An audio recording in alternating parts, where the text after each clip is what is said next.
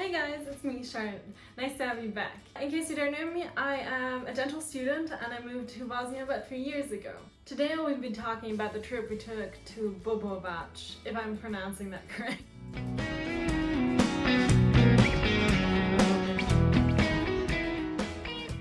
It's basically a small little ruin that you find about 1.5 hours away from Sarajevo. How do you get there? So you think, okay, you have 1.5 hours of car ride ahead of you. And that is true. You have about 30 minutes on a highway, and then you have a country road, like gravel road, where you legit are driving on just small rocks, and that for about an hour, going up pretty steep, going down, and that's how you get there. So for anyone who's a bit insecure with driving, or who does not want to damage their car, or who has a sports car, who knows, probably not the route for you. But for everyone else who's up for a bit of an adventure, I think you'll have a great time. So a little about Bobovac. It is one of the oldest Bosnian medieval cities that there is. It was the main military base in 1322 to 1352. 3 Bosnian kings lived there until the Ottoman Empire occupied them, destroyed the ruins, only rebuilt what they needed, and that's the ruins that we know today. These 3 kings are actually buried in the church/cathedral there that was actually semi-reconstructed. Bobovac used to be one of the biggest Bosnian medieval cities. For anyone who's a bit more curious, I'll link a website with an article about it so you can actually read more about it, because I'm just going to talk about my journey, and if you want more details, I think you have better sources on the internet. So how was it being there in Bobovac? We arrived at this parking lot. That was not really a parking lot, basically it was just this small part of the road that actually had some asphalt.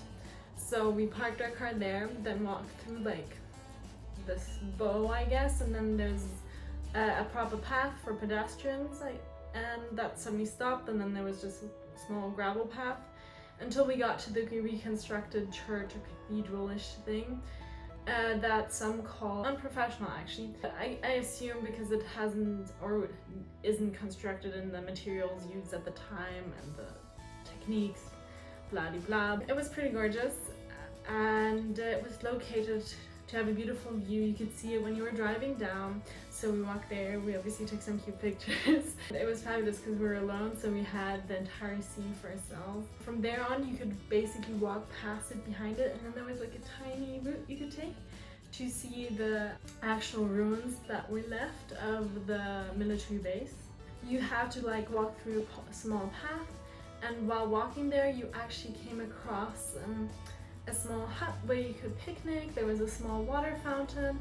That was really nice. So if you want to go picnic at a really exclusive place, that would definitely be something for you. We passed there, continuing on a small gravel path for pedestrians, everything. And there we found the first ruins. It was spectacular. We had to pass. It was like very small sections. You could see the plants on the sides, but you could see it just goes down straight. We saw that there's like some poles with like one metal string attached. It didn't feel very safe. We walked up these small paths, and there were these poles supposed to protect you, and they were connected with these small metal ribbons that did not feel as safe. But you know, we did it anyways because we were there and we were ready to explore it. And from there on, we went further. We just went where we thought the path would lead because it wasn't that obvious where to go. From there we also found the last part of the ruin that we could reach easily at the end, basically, I guess, of the tip of that mountain. And it was fantastic. You're just in this valley and you could hear the rivers on the side flowing. It was gorgeous. From then we went further because there was more of the ruin you could see, so it was as if we were walking around it. And there was this tiny like hole in the ground. I assume it used to be a water fountain or something. We passed there and went back up to, like, continued on the path, and then we came to a pretty well intact part of the ruin. It was also spectacular, super beautiful, but also everything pretty destroyed. I mean, when the Ottoman Empire invaded, they destroyed a lot. What they didn't destroy, nature destroyed afterwards. We continued on our way back, and it was pretty steep, pretty high, really low, and came back. We were so glad when we passed that hut again with the running water to be able to drink something, because it was a lot of like steep walking going back up. It was definitely like a small, super nice excursion. And if you like small excursions with beautiful views, then that's probably exactly where you should go. So, what should you know before going? Well, first of all, I think you should know that these ruins aren't in the perfect state.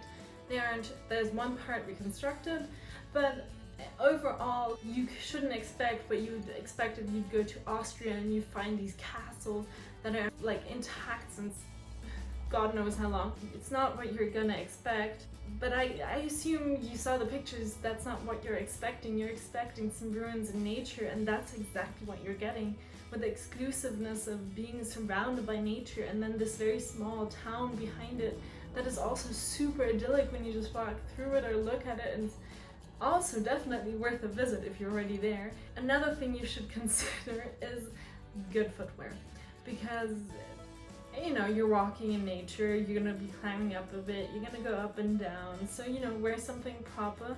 Those are the things I think you should know or consider before you're going. Aside from that, you can also buy like a small picnic in a village before you go and look at them too, if you want to. So now the question, would I recommend you going? The answer is mixed.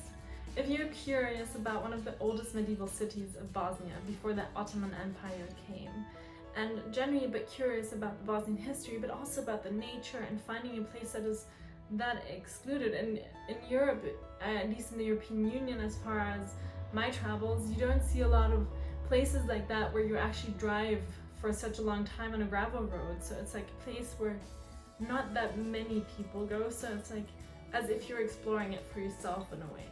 You know, it has its charm. It's a small hike, so that is also has its charm. It's beautiful, you're surrounded by nature. So if that is your thing and you enjoy that kind of feeling excluded in an exclusive place, I think you should go.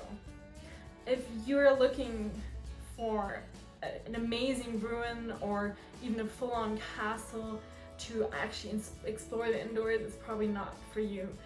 I mean, it's Bosnian history. If you're interested in Bosnian history, it's probably interesting to you either way. Me personally, I'm glad I went.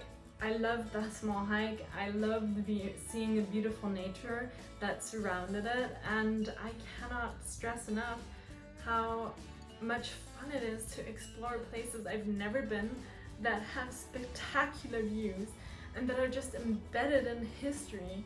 It's just, I want more of it. If I need to go again, I am not sure. I don't think it's one of those attractions you have to see multiple times. A visit for me was definitely worth it.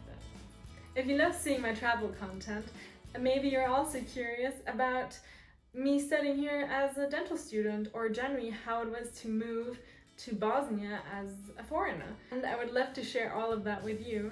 I hope to see you next time. I am new here, this is my third video, and I'm super excited for every new subscriber. Give it a thumbs up and subscribe, and I hope to see you next time. Bye!